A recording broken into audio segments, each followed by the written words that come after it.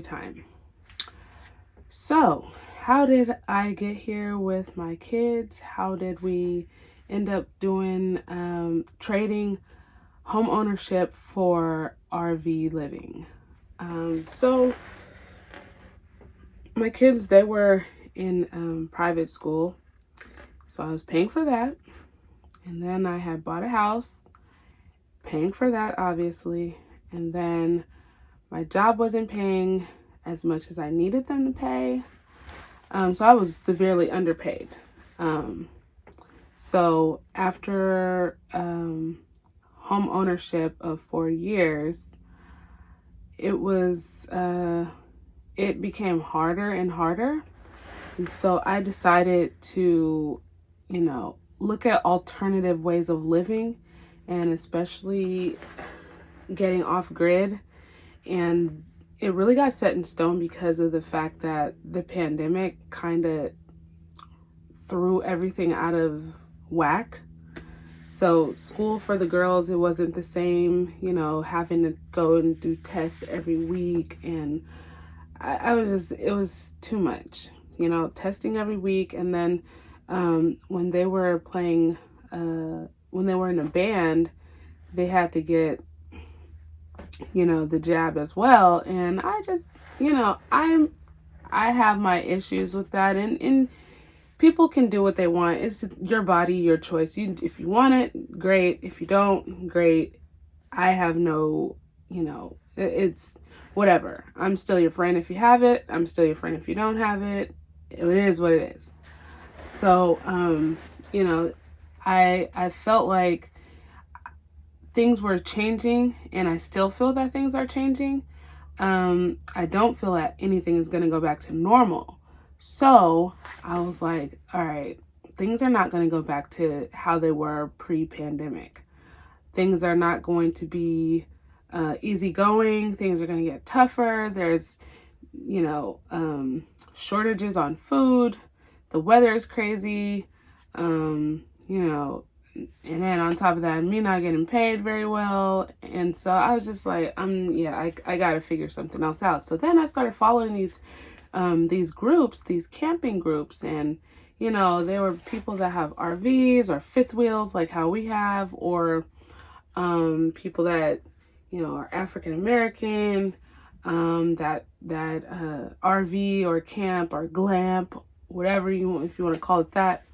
And then also I'm in a few other RV groups with like RV moms, and not everybody's a single mom, but RV moms, they that's also a group that I follow, and these are on Facebook. So that's kind of where I've been getting information and doing research and asking questions. And if I don't know something, and you just ask the question, and like heck of people will jump on and like answer it for you, and kind of guide me. So I was like, okay, so I think I could do this. I know it's going to be difficult at first, until we get a routine down. So we got our fifth wheel yesterday, and then I parked it last night. I parked it at a campsite last night because we had reservation for today, like starting today. But I parked it last night because I didn't want to leave it in Richmond. Because I didn't want anybody messing with it. It's a purchase that I made. So I parked it last night. It was difficult, but then, I kind of enjoy the challenge. My kids just ran in, and they are super loud. I'm doing a... Oh my God. What is wrong? It was terrifying. In the bathroom. And then we walked out, and then 4 kids, boys, walk around the corner, and then we just ran away. It was so scary. Bro, you scared me. Oh my God. It was terrifying. This is why I don't talk to people. My daughter is scared of people. I don't know what you call that. People phobia. Okay, can I finish my story? I hope you're still listening. Oh. wait, I'm pretty. You can't have a video without my face in it. Mommy, if you're afraid of people, you call that social anxiety. Oh, that's what it's called. Social anxiety. So anyway.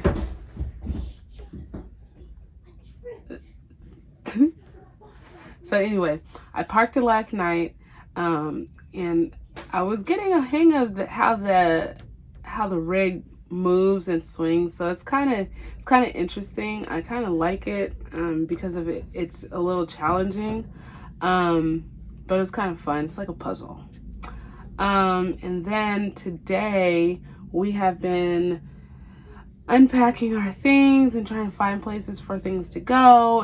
I told the kids, I was like, if it doesn't have a spot, then it cannot stay with us. We're throwing it away, we're selling it, we're gonna, because we're trying to downsize and live small and compact and just, I'm tired of the pack rat type of thing that happens when you own a home. And I don't know, I'm like, we're not born with things. Why do we need these things? We just, so that's kind of where I'm at this point, is getting rid of things, living small, very simple. So it's a work in progress for me and for them.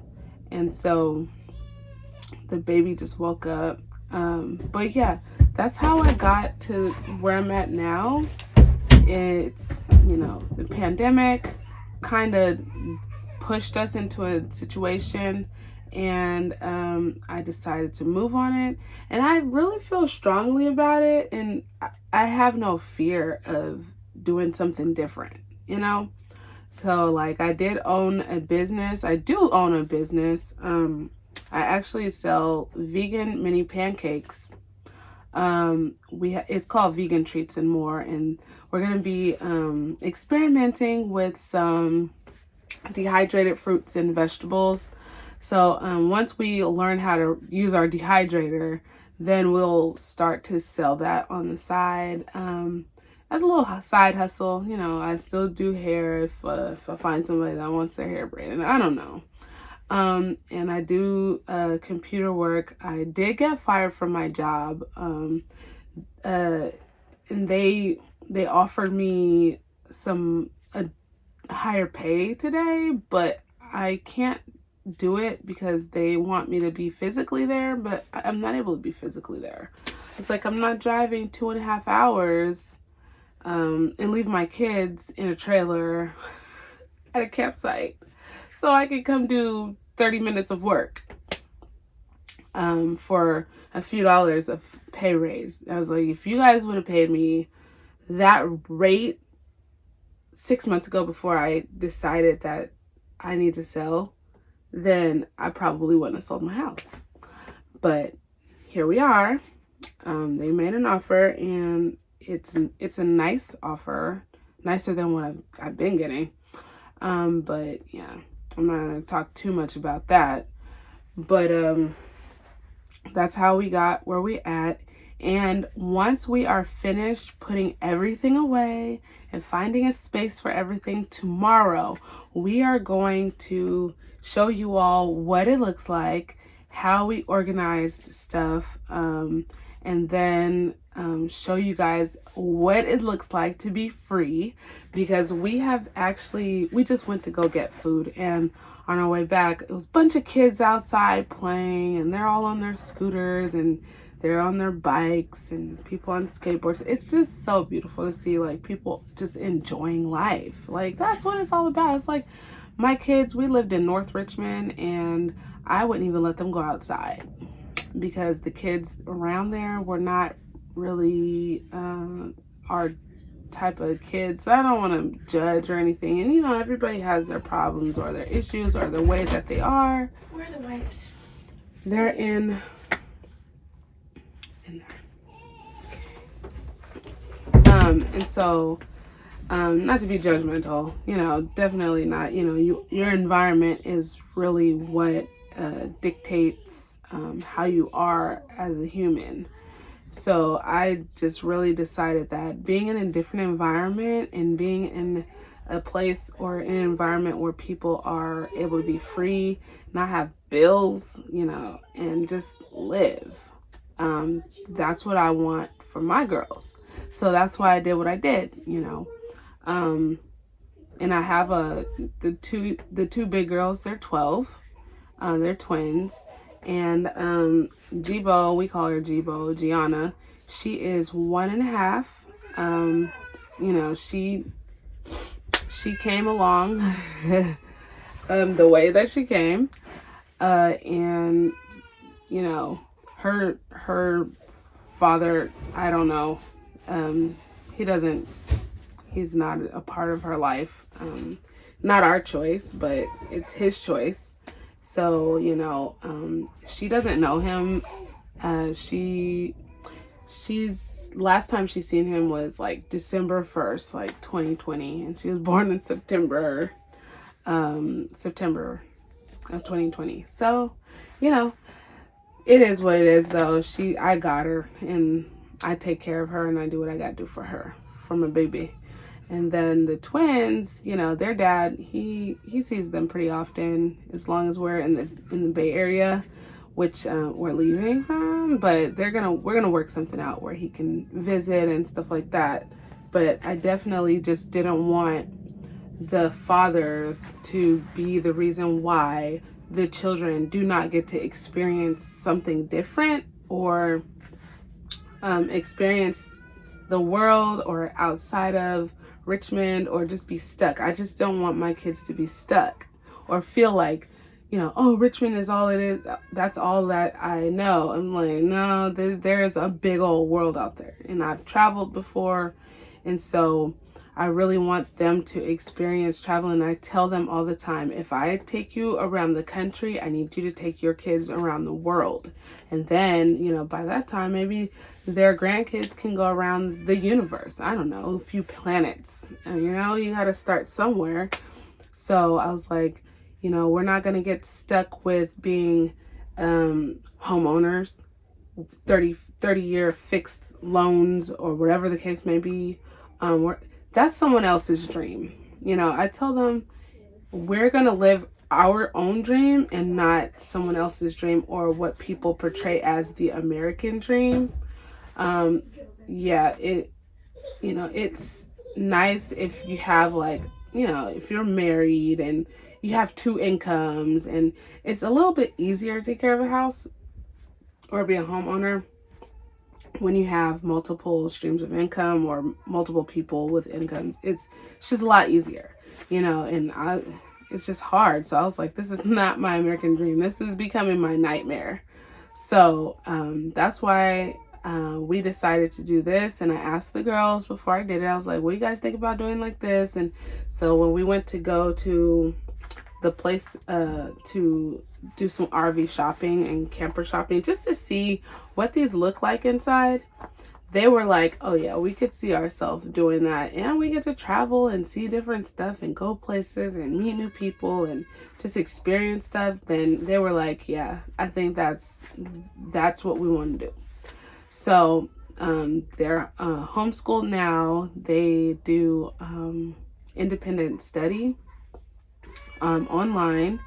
And then I just edit videos and, you know, trying to find a job now, since, you know, my job decided to can me. It's all good though. I'm gonna get through it. If anybody has any remote jobs that they know of, hit a sister up. But other than that, I just wanted people to kind of know the backstory, and I hope I inspire other people to do the same thing, or just to let go, learn how to let go of material things, learn how to let go of, you know, things that do not matter to, you know, just small stuff. Let it go. You know, if somebody does something that you don't like, let it go. If somebody doesn't clean something the way that you like it, just fix it and let it go. If somebody, you know, says something to you that you don't like, and you feel like you want to retaliate against them, let it go. I'm just learning how to just let it go. Them bills, we have PG&E here. gas and electric and all that. My bills were high. I'm talking about $600 PG&E bills with solar. I don't know how that happens. I had a $1,300 PG&E bill with solar panels. And I was just like, I can't do this. Water, $100 every 2 months. Garbage, $120 every 2 months. Mortgage was pretty high. And, you know, all the other little nuances that come with it, you know, cell phone, internet, blah, blah, blah. It was just too much. So, I think I was paying like $4,500 a month for bills, and I was making like maybe $2,600 a month. And so I was like, oh my gosh, I'm making it look like it's easy or like I got it. And that was definitely not what I was trying to do. I was really just trying to keep my head above water. You know, not keeping up with the Jones. I didn't have a car payment anymore, and I didn't have because I paid my car off, and I was at that point. And so, you know, people thought, you know, when they see you with a nice car, they think, oh yeah, you must have money. No, paid it off early and just throw money at the car just so I can be done. And I have an interruption. What? Can she come with you? She's beating me up. And she's threatening to scratch. She's scratching her butt. I know. Come on, girl. No milk until the end of the video. Say hi. Say hi to the people. Hi. Hi. Good night, guys. Good night. Say good night. She's sleeping in her bed. Bye. Oh. Bye. So anyway, yeah, that's what we're doing. Oops, sorry, Mama. That's what I was going through, and so I decided to be free, and here we are. This is our first night in our fifth wheel, so right now it's pretty scattered. Everything is pretty messed up right now, but we'll show people tomorrow. We'll show you tomorrow what we have going on. And baby's super irritated right now. Say bye. Bye. She likes to say bye. So I hope you guys enjoyed your day, and you stay tuned for more of our adventures. We're gonna go out tomorrow and just explore the campground that we're on, and we're gonna post about that and maybe meet new friends. All right, take care. Bye.